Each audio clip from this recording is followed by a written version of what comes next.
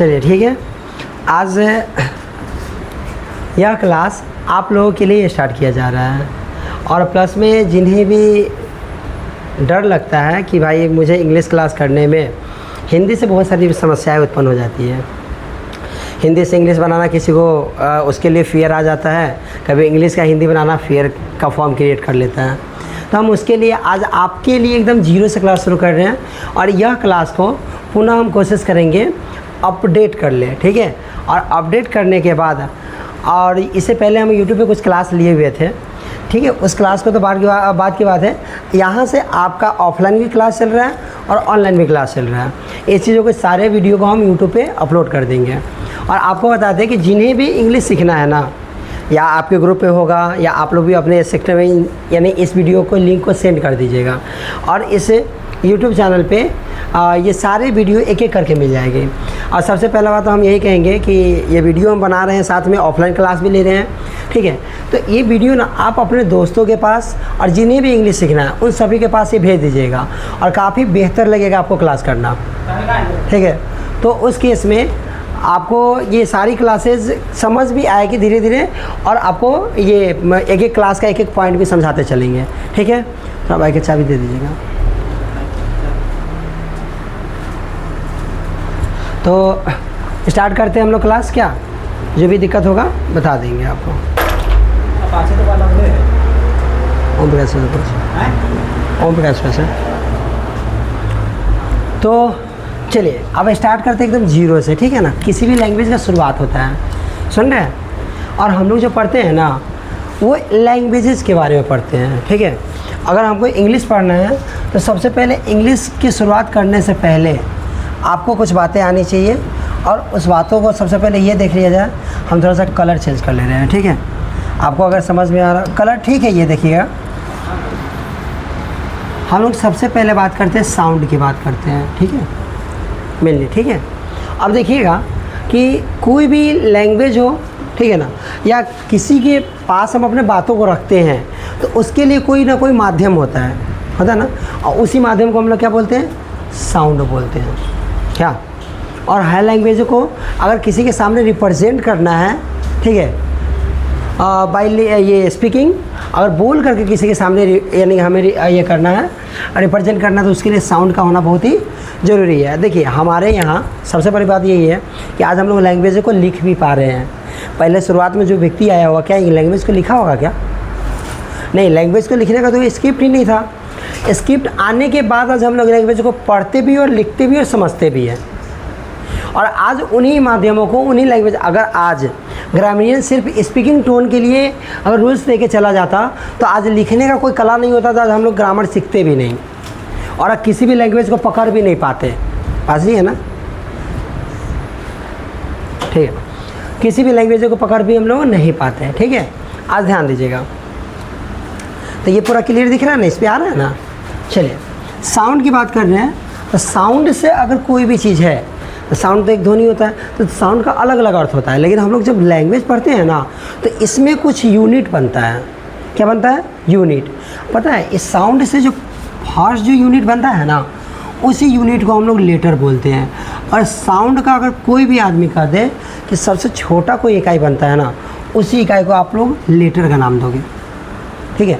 और इसका ना कहीं ये आगे चल करके एक वर्ड को या कहीं ना कहीं अपने मदद करने के बाद एक नया साउंड, एक अच्छा साउंड बनाने के बाद लोगों को कभी सेंस दे देगा। यही साउंड, यही एक जो छोटा सा यूनिट बनाया है, इस साउंड का सबसे छोटा यूनिट है। इसको तोड़ना मुश्किल हो जाएगा। हम इसके लिए एक वर्ड लिख दे रहे हैं, ठीक है। आप लेटर जो बनाओगे ना तो ये कहाँ का है? साउंड का सिंबल है। देखिए आप इसको एक डिफिनीसन के बेस पर देखिएगा। हम कह सकते हैं द साइन और सिंबल। आप लोग नोट भी कीजिएगा और जो भी पॉइंट होगा बेझिझक पूछ सकते हैं, कोई दिक्कत नहीं। ऑफलाइन क्लास भी है, ऑनलाइन में आप क्वेश्चन पूछ सकते हैं। द साइन और symbol of the sound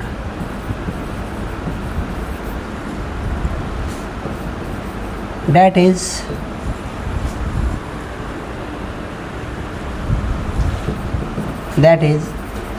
a specific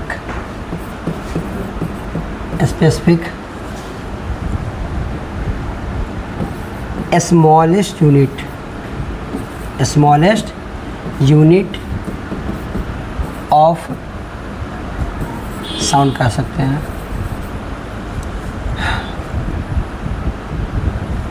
क्या होता है देखिएगा, बोले कि वह संकेत या सिंबल, यानी कि ये कह सकते हैं चिन्ह बोल सकते हैं, या चिन्ह या संकेत किसका, ध्वनि का जो क्या होगा, स्पेसिफिक साउंड का स्पेसिफिक और सबसे छोटा, नहीं खास और सबसे छोटा इकाई होगा, जिसे विच लिख भी दे रहे हैं, एंड यहाँ पे लिख दे रहे हैं एक और काम, एंड विच कैन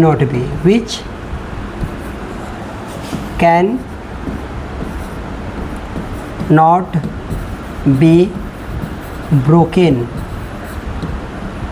अगेन कह सकते हैं। ठीक है, जिसको जब तोड़ा ही नहीं जाएगा तो उसे क्या कहा जाएगा, लेटर कहा जाएगा, इज कॉल्ड लेटर। और आपको एक और चीज़ बताते हैं, ध्यान दीजिएगा, लेटर का ये डिफिनेशन हो गया, और इसको क्यों पढ़ाया है, सबसे बड़ा चीज़ यही है ना। अब लेटर को अगर हम लोग तोड़ेंगे तो आप समझ रहे हैं कि किसी भी लैंग्वेज हो गया या लैंग्वेज का सबसे छोटी पार्ट के बारे में पूछा जाएगा तो हम उसे क्या बोलेंगे, लेटर बोलेंगे ना, इसमें कोई दिक्कत नहीं है। अब इसको तोड़ कर देखिए, यहाँ पे लिखे हैं ध्वनि का वह चिन्ह या संकेत, ठीक है, जो क्या होगा, तो ध्वनि का सबसे छोटी और ख़ास इकाई होगी, और जिसे can not be broken again, जिसे पुनः दोबारा तोड़ा नहीं जा सकता है। अब बताइए, साउंड के लिए जो एक ऐसा साउंड आएगा वो साउंड भी सबसे छोटा होगा, जिसको तोड़ना मुश्किल हो जाएगा। कोई साउंड को आप तोड़ दीजिएगा तो कोई सिंबल ही क्रिएट नहीं करेगा। जब कोई सिंबल क्रिएट नहीं करेगा ना तो वो साउंड कहलाएगा ही नहीं, और वो लेटर का रूप नहीं ले पाएगा। किसका रूप नहीं ले पाएगा, लेटर का। ठीक है ना, वीडियो भी सही आ रहा है, तो आपको ये समझ में आ रहा है। आपको एक चीज़ और नज़र आनी चाहिए, हम लोग छोटे छोटे क्लासेस में इसके बारे में पढ़ते हैं, लेटर के बारे में। क्या कहते हैं, a letter is the smallest unit with the help of which we write an English word. अर्थात कहते हैं कि लेटर क्या होता है, तो letter is the smallest unit, letter वह सबसे छोटी इकाई है जिसका प्रयोग हम शब्दों के लिखने में मदद करते हैं, जिसकी सहायता से हम क्या बनाते हैं, तो हम शब्द बनाते हैं।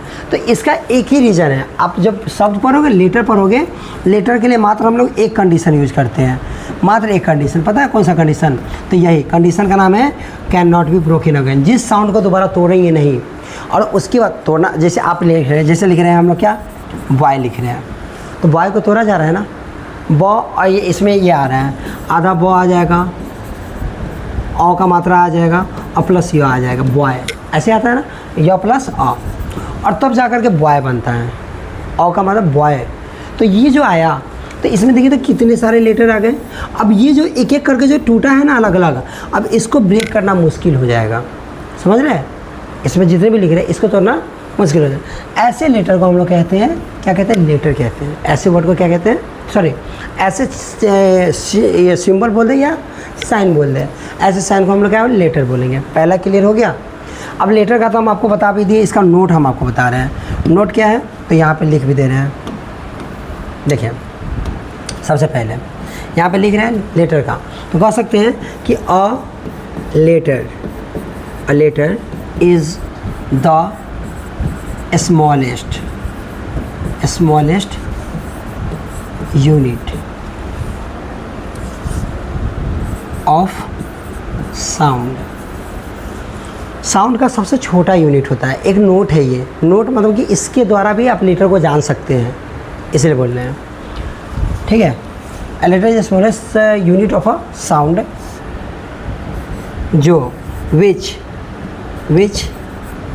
helps us to write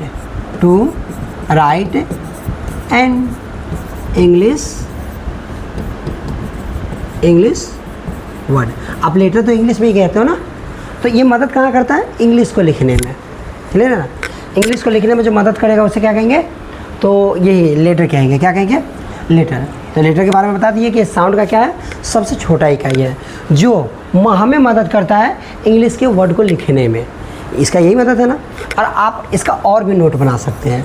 और नोट क्या होगा लेटर के बारे में, और यानी आप थिंक कीजिएगा तो सीधा सिंपल सी बात है कि लेटर क्या होगा, तो सीधा साउंड का स्मॉलेस्ट पार्ट है, और इसको दोबारा फिर क्या नहीं करना है, तो तोड़ा नहीं जाएगा, ठीक है।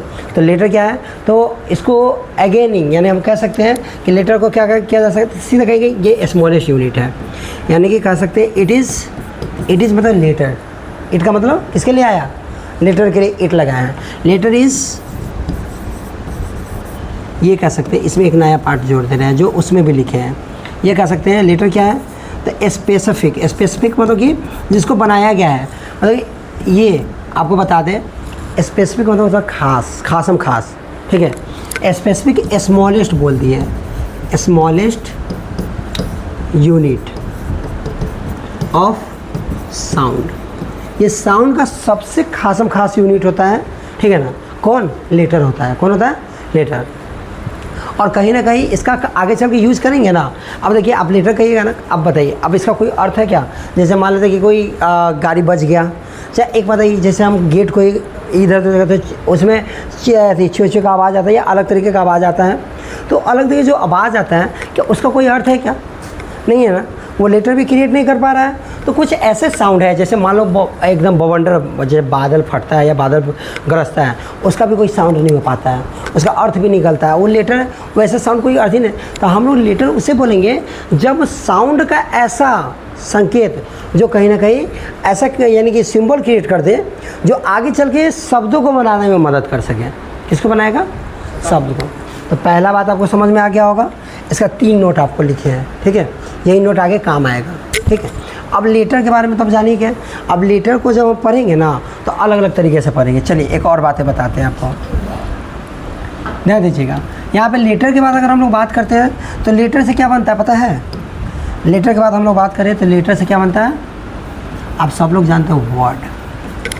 क्या बनता है, वर्ड बनता है ना। अब वर्ड कैसे बनेगा, तो पहले हम बनाना सीख लेते हैं कि किसका कब कैसे क्या बनता है। जब इंग्लिश पढ़ना है तो इंग्लिश तक पहुंचने का कोई ना कोई हमें रिसोर्सेज चाहिए और प्लस में मीडियम भी चाहिए। तो ये मीडियम के बारे में जानकारी पहले ले लेते हैं। पहले जानकारी रखेंगे तब उसके बारे में अध्ययन करेंगे। अगर थोड़ा थोड़ा नॉलेज रहेगा तो अध्ययन करने में, स्टडी करने में ज़्यादा हेल्पफुल होगा। और इस चीज़ों को आप बारी बारी सब कभी यूज़ कीजिएगा ना तो बहुत आसान हो जाएगा पढ़ना। तो वर्ड बनाने का 2 कंडीशन, कितने कंडीशन, सिर्फ जल्द ध्यान दीजिए, कितना कंडीशन है, 2 कंडीशन। आप पूछिएगा सर आप वर्ड तो यहाँ पे लिख दीजिए, कोई दिक्कत नहीं है। दोनों कंडीशन हम बाद में इधर वाले सीट में हम इसके बारे में बता ले रहे हैं। पहला कंडीशन वर्ड का क्या होता है, देखिए वर्ड बनता है लेटर से। तो हम कह सकते हैं, पहला बात बोल सकते हैं कि इसमें जो ग्रुप बनेगा, ग्रुप का मतलब होता है समूह, होता है ना, ग्रुप ऑफ लेटर्स, समझ रहे हैं, लेटर्स बोल रहे हैं। एक और बात बोल सकते हैं, इसी ग्रुप को एक और बात बोलेंगे, हम बोल सकते हैं यूनिट ऑफ लेटर भी कहेंगे। अब ये बात क्यों बोल दी है आपको पता है, वर्ड बनाने का एक और रीज़न है। पहला है कि यूनिट का मतलब होता है इकाई। अच्छा हम लोग है अपने आप में, हम लोग एक यूनिट है, ह्यूमन यूनिट है कि नहीं। हमारे अंदर मानवता का गुण है, ह्यूमनिटी का गुण है, आपके अंदर भी मानवता का गुण है, आप भी एक ह्यूमन है, ठीक है, एक इंसान है। तो वो गुण जो आता है जो सब में नज़र आता है, वैसे अगर गुण सब में उपलब्ध हो जाना तो उसी बात को हम लोग क्या नाम देते हैं, यूनिट देते हैं। बात समझ में आ रहा है, कोई दिक्कत नहीं ना है। चलिए तो अब बोले लेटर भी बोले और लेटर्स भी बोलेंगे, लेटर और लेटर्स। अब कहिए सर ये ऐसा क्यों बोल दिए हैं, आप बोल सकते हैं ना सर, पहला तो बोले ग्रुप ऑफ लेटर्स, तो समूह बनेगा। जैसे एग्जाम्पल, अच्छा एक ही हो गया, जैसे लिखिएगा CAT, है ना। तो कैट क्या हुआ, ग्रुप ऑफ लेटर्स है। ये पहला कंडीशन हुआ। पहला कंडीशन में कई चीज़ पढ़े हैं, तो यूनिट भी बोले हैं और लेटर्स का, लेटर का भी यूनिट या लेटर्स का भी यूनिट। कई सारे लेटर्स मिलकर के यूनिट बनाता है, एक को लेटर मिलकर यूनिट बनाता है। पूरे वर्ड में आपको एक ही जगह नज़र आएगा जो एक को लेटर मिलकर के यूनिट का काम किया है, पता है कौन सा। तो आप जानते हैं ए का नाम सुने, ए लेटर है ना, इसको ए भी पढ़ा जाता है, इसको अ भी पढ़ा जाता है, ठीक है। तो जब वर्ड में साउंड पे जोर पड़ता है ना, उसके बेस पे ए और अ पढ़ा जाता है, ठीक है। तो देखिए, तो ये जो ए है ना, इसका रियल मायने में अर्थ में क्या होता है, एक होता है। क्या बात सही है ना। तो याद रखिएगा, यहाँ पे यूनिट जो बोल दी है, एक लेटर के लिए भी आ गया और लेटर्स का भी यूनिट। जैसे एन में 2 लेटर है ना, और ये भी अर्थ रखता है। तो इसका दूसरा कंडीशन जो होता है वर्ड का, उस वर्ड का दूसरा कंडीशन क्या होता है, उस वर्ड का दूसरा कंडीशन हम लोग बोलेंगे सर इसका कंप्लीट मीनिंग होना चाहिए। आप कहेंगे सर कंप्लीट मीनिंग का अर्थ क्या होता है? जिसका पूरा पूरा अर्थ होना चाहिए। कंप्लीट मीनिंग का मतलब क्या होता है? जिसका पूरा पूरा अर्थ होता है, कंप्लीट मीनिंग। और ये जो है ना, आप हिंदी नहीं लिखा रहे हैं, बोल रहे हैं हिंदी, तो आपको जब लगेगा सर इसका हिंदी, तो आप लोग ना घर पे इस वीडियो को एक बार पुनः देखिएगा, तो आपका रिवीजन हो जाएगा। तो इस चीज़ को आप पुनः एक बार रिवाइज कर लीजिएगा। तो कंप्लीट मीनिंग का मतलब पूरा पूरा अर्थ हो, यानी कि सीधा मतलब अर्थवान हो। अर्थवान मतलब इसका अर्थ निकल सके, ठीक है। ऐसे केसेस में हम लोग क्या कहते हैं कि इसका 2 यूनिट बनेगा। क्लियर है? तो कंप्लीट मीनिंग में आपको समझ में आ गया। एक और बात याद करते हैं। तो इसमें अब एक बात बताइएगा, और एक इसका तीसरा कंडीशन है नहीं, लेकिन हम नोट वाइज याद रखेंगे, ठीक है। जब वर्ड के बारे में हम लोग पढ़ेंगे ना, तो वर्ड तो हम बता ही दे रहे हैं, अभी बता दे रहे हैं, इसका प्रॉपर एक एक करके एक एक प्रॉपर्टी के बारे में पढ़ेंगे, ठीक है। पहला बताते हैं क्या कि देखिए वर्ड बनाने का ना सबसे बड़ा इंपॉर्टेंस रोल है कि आप आगे चल के लेटर पढ़िएगा, तो लेटर का ना 3 गो टाइप होता है। मेनली 2 पढ़ते हैं, लेकिन उससे ना आगे चल के काम बन जाता है, तो 3 गो हो जाता है। क्या हो जाता है? 3 गो हो जाता है। क्लियर है? इसमें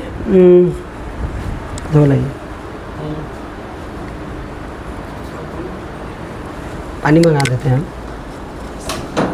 कोई बात नहीं।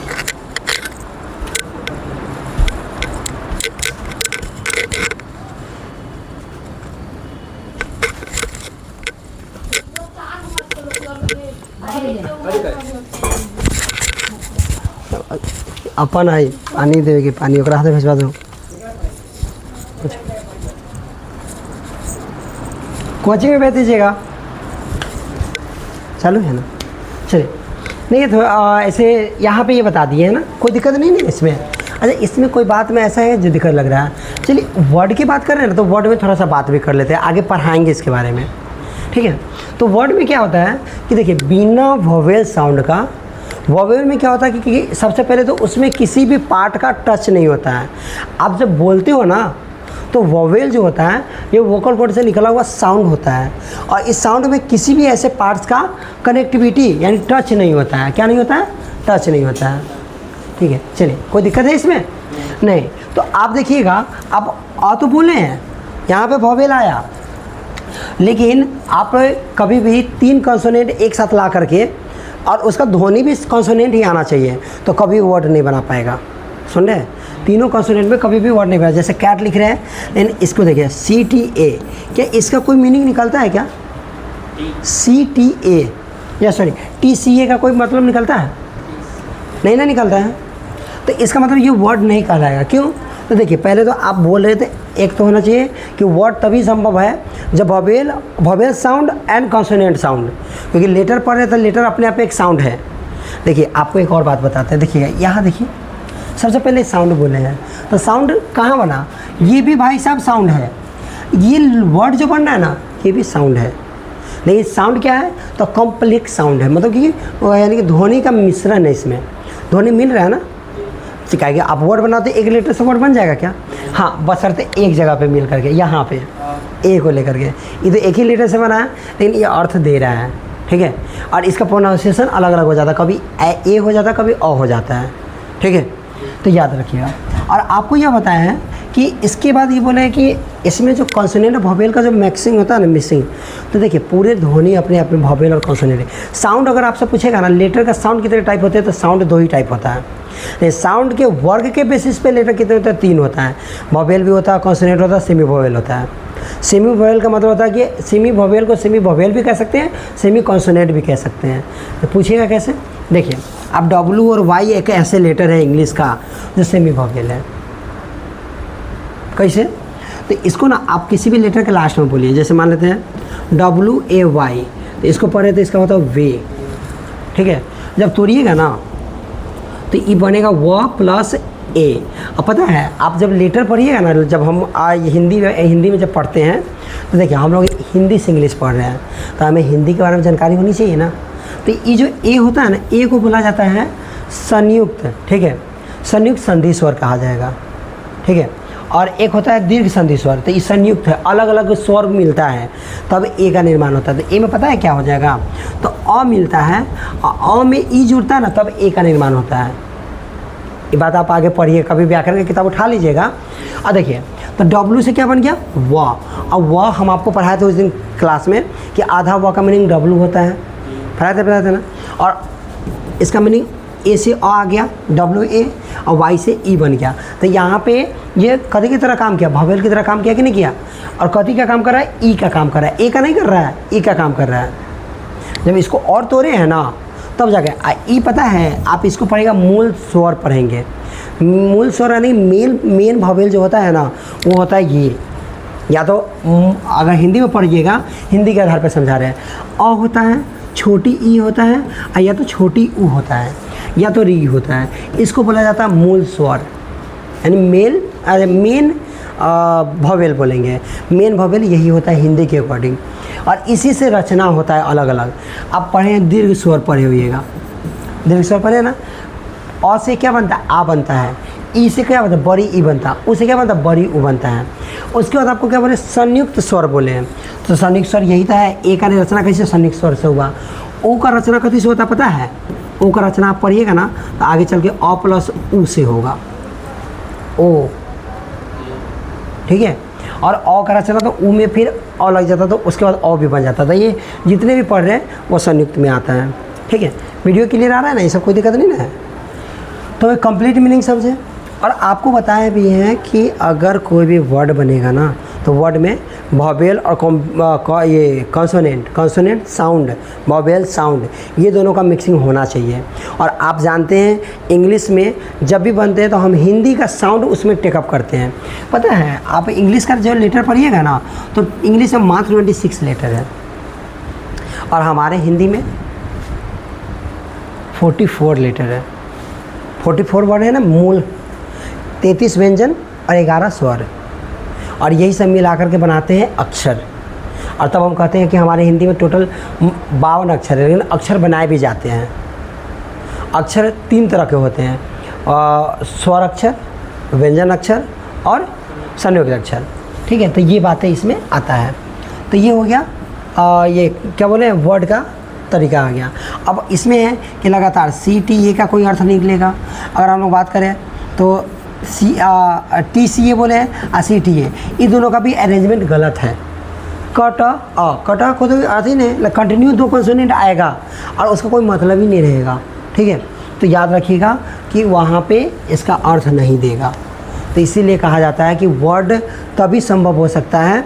तो इसमें पॉइंट ये कह सकते हैं कि कोई भी वर्ड तभी संभव हो सकता है जब वॉवेल और कॉन्सोनेंट का कॉम्बिनेशन मैच करे, और उस मैच करने के बाद ग्रामेरियन ने या जो डिक्शनरी में वर्ड बनाते हैं ना वो शब्द का अर्थ देते हैं। क्योंकि शब्द किसको कहते हैं, जो अर्थ देता हो, क्या।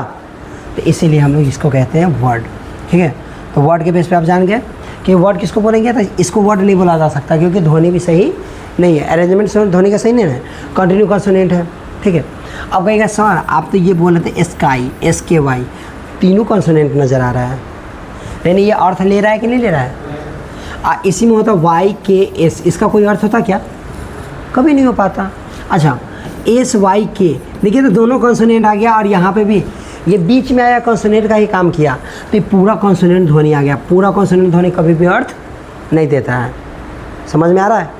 आप कभी किसी वर्ड में देख लीजिएगा और इसी तरीके से कंटिन्यू कॉन्सोनेंट लिखा रहेगा, यहाँ पे ये भवेल बना लेकिन यहाँ पे भवेल नहीं बना, तो लगातार 3 कॉन्सोनेंट भवेल यानी वर्ड बना पाएगा, नहीं बना पाएगा। आप अगर एनालाइज कीजिएगा या पूरे डिक्शनरी में खोज लीजिएगा, आपको ये पैटर्न पे कभी भी वर्ड नहीं बना हुआ नजर आएगा, समझ रहे हैं। प्रॉपर खाली कॉन्सोनेंट ही वर्ड करे और वर्ड क्रिएट कर दिया जाए तो आप पूरे डिक्शनरी में खोज के आइएगा, तब हमको कहेगा सर ऐसे ऐसे हम यहाँ देखे हैं। तो ये एक यानी कि वर्ड बनाने का एक तरीका है, ठीक है। और ये चीज़ आता है, तो आप समझ गए कि वर्ड क्या होता है। वर्ड जो होता है vowel sound and consonant sound. कौन कौन साउंड बोले हैं, वर्ड, वॉवेल और कॉन्सोनेंट साउंड का कॉन्सोनेंट साउंड का क्या होता है, तो एक सही मिश्रण होता है जो अर्थ देने वाला हो। क्या देने वाला हो, हाँ, तो कहते हैं सही मिश्रण होगा जो सही तरीके से अर्थ देगा, सही मिश्रण होगा। इसको हम इरेज कर दे रहे हैं। इसमें तो कोई दिक्कत नहीं ना है, ऐसे रिकॉर्ड भी रहेगा, आप देख लीजिएगा बाद में बैक करके। तो क्या बोले हैं कि सही, क्या बोले, साउंड का सही मिश्रण होगा, मिश्रण होगा तभी अर्थ निकलेगा। क्या निकलेगा? अर्थ निकलेगा। और किसका किसका है जी? वोवेल और कॉन्सोनेंट ध्वनि, तभी वो क्या बना पाएगा। और आपसे पूछेगा साउंड के बेस पे लेटर कितने होते हैं? मात्र 2 होंगे। और साउंड एंड वो यानी कि ध्वनि और कार्य यानी कि साउंड एंड वर्ड के बेस पे तो 3 बोलेंगे, वो आगे पढ़ाएंगे आगे। तो इसको आप लोग नोट कर लीजिए।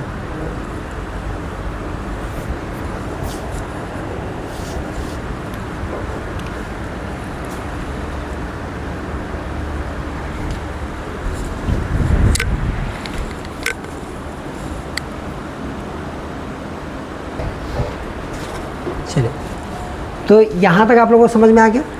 मिश्रण किसका चाहिए? सही मिश्रण वोवेल एंड कॉन्सोनेंट साउंड का चाहिए, और तब वो यही करेगा। अकेला कॉन्सोनेंट कभी भी वोवेल या सॉरी वर्ड नहीं बना पाएगा, या अकेला वोवेल कंटिन्यू आएगा तभी वर्ड नहीं बना पाएगा। वो भले अक्षर बना सकता है, आप कहिएगा सर ये 2 कॉन्सोनेंट आ गया, तो ये अक्षर बनाएगा लेकिन अर्थ नहीं देगा। क्या बोले? वर्ड तभी बना पाएगा जब दोनों में वोवेल और कॉन्सोनेंट दोनों होगा। समझ रहे? क्लियर है ना? कोई दिक्कत नहीं है। तो ये बात है, ये कॉन्सोनेंट आया, कॉन्सोनेंट ध्वनि देता है। के से क्या होता है? ख देता है। जी से क्या देता है? ग देता है। जी से क्या देता है? घ देता है। ठीक है ना? तो ये सब क्या है? ये अक्षर बना रहा है लेकिन क्या नहीं बना, वर्ड नहीं बना रहा है। आपको जब आगे पढ़िएगा ना तो अक्षर को सेपरेट लेटर कहा जाता है, यानी कि उसमें सही से एक ही प्रकार के साउंड मिलने से ना अक्षर का निर्माण होता है। जब जैसे आप कह रहे हैं, कहा जाता है कि ध्वनियों के उच्चारित इकाई को अक्षर कहा जाता है। तो देखिए उच्चारित इकाई क्या है? ये के से क आया है, एस से हो आया है, ख, इसको ख पढ़ा जाता है। इसका उच्चारित इकाई बन चुका है एक लेटर का, ठीक है, तो जाकर के ये बनाता है। वाई से यह आता है, बाद में हम लोग पढ़ते तो इसको वोवेल की तरह भी देखते, ई की तरह देखे हैं। अब पता है वाई से ई बनता है और डब्लू से ऊ बनता है। आप पढ़ते ना COW, काऊ, ऐसे कहते हैं काऊ। तो इसमें काऊ बोला जाता है ना, हाँ ऐसे बोला जाता है। तो यहाँ से ऊ आया कि नहीं आया? आप पढ़ते लॉ, LAW, इसको लॉ पढ़ा जाता है। ठीक है, आपको पढ़ाए थे। औ के बाद औ बनता है ना, औ में ऊ लगता है तभी ओ बनता है, पढ़ाए थे ना। अभी तोड़े हैं ना, यहाँ पे तोड़े तो क्या आया था? जैसे ए को तोड़े तो क्या आया है? तो औ प्लस ई बना है तब ना ए बना है। क्लियर है ना? तो आपको समझ में आया। वर्ड कैसे बना? तो वर्ड का 2 कंडीशन, पहला group of letters and unit of letter या लेटर्स। ठीक है, यूनिट का मतलब होता है इकाई बनाना, ठीक है, और दूसरा में कंप्लीट मीनिंग होना चाहिए। और कंप्लीट मीनिंग का मतलब होता है कि पूरा अर्थ, यानी कि हम इसको शॉर्ट में बोल दें तो अर्थवान बोल देंगे। अर्थवान मतलब जिसका अर्थ निकले। क्लियर है? चलिए, लेटर तो आपको समझ में आ गया। एक पॉइंट आगे बढ़ते हैं। तो इसका 2 कंडीशन समझ में आया, इधर लिख दिए हैं। तीसरा अगर हम लोग चलते हैं तो ये सब साउंड है, ये भी साउंड और आगे भी जाएगा सेंटेंस भी साउंड, लेकिन वो सब जैसे जैसे आगे बढ़ेगा वो बड़ा होते जाएगा। सबसे छोटा कौन है? उससे बड़ा वर्ड से क्या बनता है? सेंटेंस बनता है ना। अब देखिए, अब इसका भी बहुत कंडीशन है। अब देखिए तो इसमें 1 कंडीशन, दोबारा तोड़ा नहीं जाएगा। इसमें कितना कंडीशन? 2 कंडीशन। और इसमें कितना कंडीशन? Sentence, TENCE, 3 condition. अब कहिएगा सर ये 3 कंडीशन कौन कौन होगा? चलिए आइए अब दिखाते हैं। 3rd पेज, पहला लिखिए सेंटेंस। सिर्फ जानकारी दे रहे हैं, अभी एक एक पार्ट के बारे में बताएंगे आपको। तो हमारे लंबा क्लास चले तो लंबा ले चलते हैं, लेकिन फिलहाल आप थोड़ी देर की क्लास यानी कि जो करा रहे हैं उसी में देख लीजिएगा। सेंटेंस, देखिए सेंटेंस जो आता है ना, पता है वो कहाँ से आया हुआ है? सेंस वर्ड से आया हुआ है। आप जानते हैं सेंस का मतलब क्या होता है? हाँ, सेंस का मतलब होता है भाव, जिससे भाव प्रकट हो। जैसे आपको प्यास लगी होगी तो आप किसी से, जैसे आप पानी मांगे, अभी मैं गया हूँ पानी लाने, यानी पानी बच्चों को दिया लाने के लिए, तो ये क्या हुआ कि भाव प्रकट किया ना कि आपको प्यास लगी हुई है, उस भाव को प्रकट किए तो क्या बना? सेंस क्रिएट हुआ। और सेंस का मतलब ही होता है भाव को प्रकट करना। तो सेंटेंस, इंस मतलब कि भाव प्रकट करने का हिस्सा, इकाई, भाव प्रकट करने का इकाई। वैसे ही भाव प्रकट करने की इकाई को हम लोग सेंटेंस कहते हैं। कह सकते हैं कि नहीं कह सकते हैं क्या? अब इसे देखिए, हम लोग जो पढ़ रहे हैं क्या है, हमारा थिंक है, हमारा थॉट है, हमारा एनालाइज है, हम लोग विश्लेषण करके ही ना पढ़ पा रहे हैं। और ये चीज़ याद रखना है। तो सेंस से ही क्या आता है, सेंस का यूनिट जब बनेगा ना तो हम कह सकते हैं कि सेंटेंस बना। क्या कह सकते हैं? सेंटेंस। इसीलिए इसका क्या को कंडीशन पढ़ना है? 3 कंडीशन पढ़ना है। कितना कंडीशन? पहला कंडीशन कहता है ग्रुप ऑफ नहीं, सेंटेंस वर्ड में आएगा ना, ग्रुप ऑफ वर्ड्स। तो आप कहिएगा सर ये तो हो गया। अच्छा, अभी हम सेंस की बात किए हैं तो एक और चीज़ बताते हैं इसमें ना बउआ, एक और चीज़ याद रखिएगा, यूनिट भी आता है। यूनिट ऑफ वर्ड बोलेंगे और वर्ड्स भी बोलेंगे। आप कहिएगा सर कैसे? कह सकते हैं ना कैसे? अब देखिए कैसे बोलेंगे। आप इस वर्ड को बोलने से अब क्या साबित कर रहे हैं? जाओ, क्या भाव प्रकट हुआ कि अब तुम्हें बोल दिए तुम्हारा काम खत्म। किसे बोल रहा है? सेकंड पर्सन को। भाव प्रकट कर रहा है कि नहीं कर रहा है? एक ही वर्ड ने यूनिट बनाया है। यूनिट का मतलब क्या? जो एक जैसा काम करे, एक पहचान दे। पहले ही हम बताए हैं यूनिट किसे कहते हैं, जो एक जैसा प्रॉपर्टी नज़र आ जाए। तो सेंटेंस जाओ, भाव प्रकट तो कर दिया, वर्ड बना के नहीं, तो इसीलिए वर्ड लिखे हैं। अब फिर वर्ड्स भी बोले हैं। वर्ड्स कैसे? Go there. गो देयर मतलब वहाँ जाओ। फिर भी दो वर्ड आया ना, बन गया, कोई दिक्कत। और देखिए एक और चीज़ है, ये तो आपको बता दिए, एक और बात आपको बता रहे हैं, बहुत अच्छा बात है। देखिए पहले तो ये समझ में आ गया। दूसरा बात कहता है ये कि इसमें जो वर्ड होना चाहिए ना, अरेंजमेंट लिख दे रहे हैं, अरेंजमेंट ऑफ वर्ड्स। लेकिन कैसे? तो अकॉर्डिंग, ऐसी का मतलब होता है according, according to grammar rule, grammar rule. ठीक है, कोई दिक्कत? ग्रामर रूल के बेस पे क्या होगा तो सजाया जाना चाहिए। अब कहिएगा सर ये ग्रामर रूल क्या होता है? तो देखिए सबसे मूल रूल होता है, इंग्लिश जो होता है ना वो हम हिंदी में तो साधारण तरीके से बताते हैं, लेकिन इंग्लिश में याद रखिएगा इफ़ेक्ट के बेस पे। इंग्लिश में जो सेंटेंस को दर्शाया जाता है वो इफ़ेक्टिव वे पे होता है। जो जिसे इफ़ेक्ट करेगा इंग्लिश में अपने बाद उसी को लाएगा। जैसे एक एग्जांपल दे देते हैं, जैसे लिखेंगे सी इज़ अ डॉक्टर।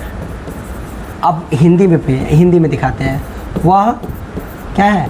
डॉक्टर या चिकित्सा है? डॉक्टर है। देखिए अभी दोनों बातों को आपको समझाते हैं।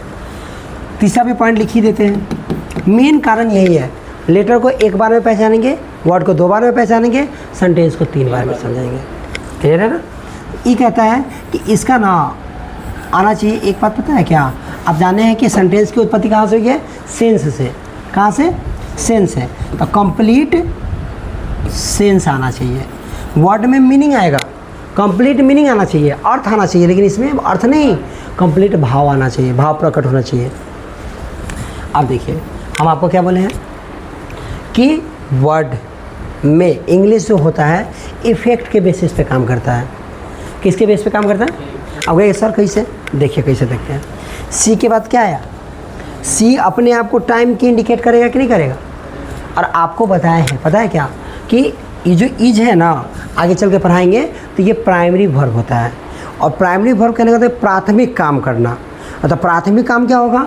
तो ये जो आने से ना, इसके आने से पूरे सेंटेंस की पहचान होगी कि कब की गई है, प्रेजेंट में कि पास्ट में कि फ्यूचर में। इसीलिए इस इज को समय, वह क्या है? वह है क्या? तो डॉक्टर। तो इसका भले ही ये समय को दिखा दिया कि वह प्रेजेंट टाइम में है, इफेक्ट किया ना, किसको? टाइम को इफेक्ट किया। और टाइम किसे इफेक्ट किया? डॉक्टर को। समझ रहे कि नहीं बात? अब इस बात को पहले समझ रहे बढ़िया से। देखिए वह बोले हैं ना, वह किसको इफेक्ट कर रहा है? टाइम को, टाइम को। और यहाँ से क्या है कि ये टाइम इफेक्ट कर रहा है कि भाई हम किसको दर्शाने का कोशिश कर रहे हैं? डॉक्टर को। तो आप पढ़े हैं ना कि सेंटेंस में 3, इसका मूल जो स्ट्रक्चर होता है ना किसी भी सेंटेंस का, यहाँ पे आपको एक सर अभी तो गो बताए थे, इसका कोई स्ट्रक्चर ही नहीं था।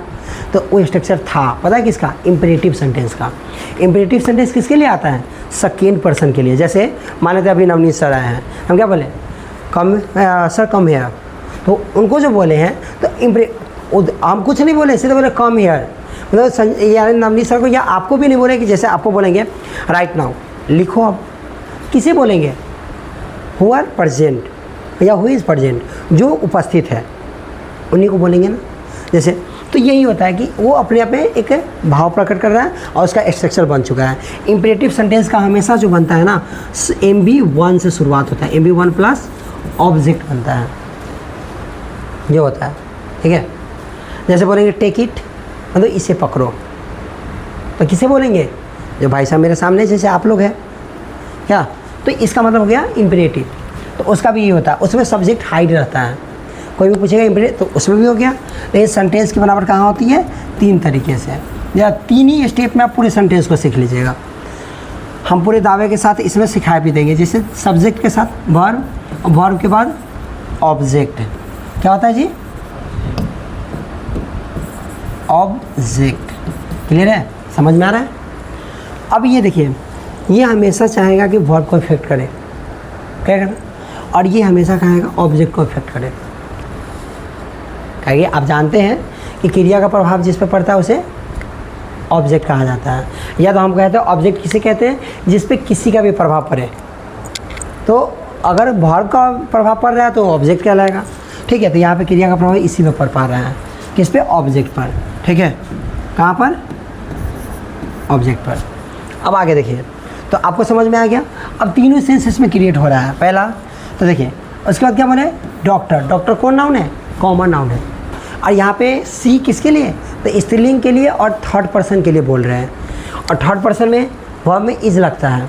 और उसके बाद डॉक्टर कितनी हो गई? सी एक, यानी डॉक्टर भी एक। तो काउंटेबल नाउन ग्रामर रूल्स के बेस पे अपने पहले आर्टिकल ए एन का डिमांड करता है। तो डॉक्टर डी से शुरू है, कॉन्सोनेंट है, इसलिए ए का यूज़ होगा। तो सी इज़ अ डॉक्टर, माने कि यहाँ पे क्या बन गया? तो यहाँ पे ये भी एक वर्ड का काम किया, यहाँ भाव प्रकट करा। भले ही आप हिंदी में लिखें क्या वो एक डॉक्टर, ऐसा तो नहीं बोले हैं, लेकिन इंग्लिश में पूरे सेंस क्रिएट करेगा कि भाई एक गो है कि 10 गो है, वो क्लियर यहाँ होगा। तो इसीलिए आप सी इज़ डॉक्टर लिखोगे ना तो गलत हो सकता है। अगर रियल सेंस के बेस पर पढ़ोगे तो सी इज़ डॉक्टर लिखना गलत है। क्लियर है? बात समझ में आ गया? तो आप वर्ड भी समझ गया, कोई दिक्कत नहीं ना। चलिए, तो अब इसमें से कुछ वर्ड आपको दे रहे हैं, आप हमको बताइएगा। जैसे यहाँ नेक्स्ट पेज बताइएगा, इज़ या ही डॉक्टर अ इज़। अब बताइए सही है क्या? सबसे पहले तो ग्रामर रूल्स के बेस पे तो काम ही नहीं कर रहा है। ग्रामर रूल्स क्या कहता है? अभी जस्ट हम बोले हैं कि इंग्लिश कभी भी काम करेगा तो इफ़ेक्टिव नेचर का होता है, मतलब वो जिसे प्रभाव करेगा अपने बाद उसी को लाएगा, बोले हैं ना।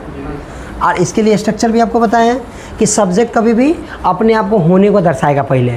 तो इंग्लिश में अपने बाद होने को दर्शाया, उसके बाद दर्शाएगा क्या कि हम किसे लाए हैं अपने लिए। तो किसे लाए? ऑब्जेक्ट को। और ऑब्जेक्ट में ना एक और चीज़ आता है, जब कुछ नहीं होगा तो अदर वर्ड आ जाता है, ठीक है। जैसे मैं इस विद्यालय में उपस्थित हूँ, तो उपस्थित होने के लिए अब इस पहले ये देखिए ऐसे ये लिख रहे हैं। अच्छा, इसमें तो ये सेंटेंस स्ट्रक्चर को फॉलो नहीं कर रहा है। सब्जेक्ट के बाद वर्ब आना चाहिए, आ क्या रहा है? ऑब्जेक्ट आ रहा है, जो कि गलत है। हाँ, ये होता कि पहले वर्ब आता, तो इंट्रोगेटिव होता है, जब क्वेश्चन पूछना होता है तो उसमें इसका अलग, तो उसमें एक सेंटेंस पढ़ाएंगे, जब सेंटेंस का पूरा रूप पढ़ाएंगे, ठीक है, तो वही आता है। तो इसमें पहले ये गलत है। इफेक्ट कभी भी करेगा तो पहले टाइम को करेगा, उसके बाद इफेक्ट ये करेगा डॉक्टर को।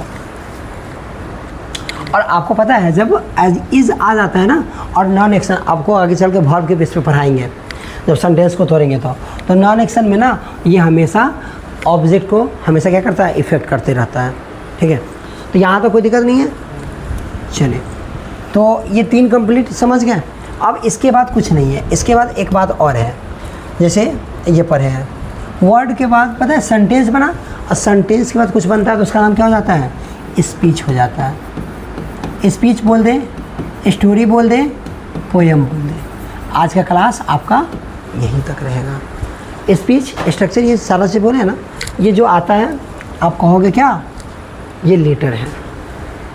और सॉरी ये एक साउंड है, ये भी एक साउंड है, ये भी एक साउंड है, ये भी एक साउंड है, ये भी एक साउंड है, सब साउंड है। लेकिन सब धीरे धीरे क्या हो रहा है, अपने आप में एक्सपांड होते जा रहा है, फैलते जा रहा है, बड़ा होते जा रहा है। लेटर्स, अच्छा सब में सबसे छोटा कौन है, लेटर। लेटर से बड़ा कौन है, वर्ड तब बनेगा जब उसका अर्थ निकलेगा। That gives us complete sense, sorry complete meaning. इसीलिए हम इसको अलग अलग डिफिनीशन जब पढ़ेंगे ना, तो वर्ड का एक अलग डिफिनीशन पढ़ेंगे, वर्ड कैसे काम करता है, अलग अलग डिफिनीशन में कौन कौन सा वर्ड आता है। हमें 8 ही अलग अलग प्रकार के वर्ड है ना, पूरा इंग्लिश को ख़त्म कर देता है। लेकिन अलग बाकी बात नियम आता है। ग्रामर क्या है, ग्रामर एक रूल है। जैसे हम लोग अपने समाज को, देश को चलाने के लिए कॉन्स्टिट्यूशन बनाते हैं ना, उसी तरीके से भाषा को बनाने और चलाने, ठीक है, और उसे एक नया रास्ता देने के लिए क्या लाते हैं, तो ग्रामर लाते हैं। ग्रामर कह सकते हैं, grammar is the constitution of a language. Grammar क्या है, तो हमारा यानी कि भाषा का संविधान है, ये भी कह सकते हैं, समझने के लिए तो बोल सकते हैं ना। ये सारा चीज़ तो याद रखना है, यहाँ तो कोई दिक्कत नहीं है।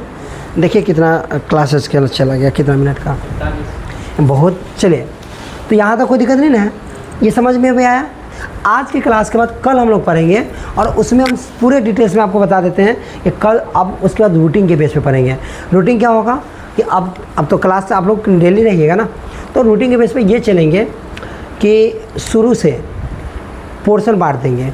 हम लोग ग्रामर सेक्शन अलग पढ़ेंगे, ट्रांसलेशन सेक्शन अलग पढ़ेंगे, ठीक है, 2 सेक्शन। हम लोग इंग्लिश को 3 सेक्शन में पढ़ लेते हैं, एक फंक्शनल ग्रामर, एक डिस्क्रिप्टिव ग्रामर, और एक पढ़ते हैं वोकैबुलरी, ठीक है। तो वोकैबुलरी जब हम लोग वर्ड पावर स्ट्रॉन्ग करना होगा ना, और वर्ड को समझना होगा, तो वोकैबुलरी यूज़ करेंगे, ठीक है। तो उसका भी एक दिन क्लास कोशिश करेंगे संडे को या सैटरडे को लेने का। बाकी बात 3 दिन आपका क्या चलेगा, ग्रामर चलेगा, 3 दिन आपका क्या चलेगा, तो ट्रांसलेशन चलेगा। और ये दोनों आप पढ़ लिए ना, तो करें ना कि एक एक नियम के साथ आपको पढ़ाएंगे ना। संडे यानी वाक्य बनाने में कभी प्रॉब्लम होगा, रूल के साथ, और रूल हमेशा आपके दिमाग में भी आ जाएगा, ठीक। कल से हम आगे इसके बारे में बताएंगे, ठीक है।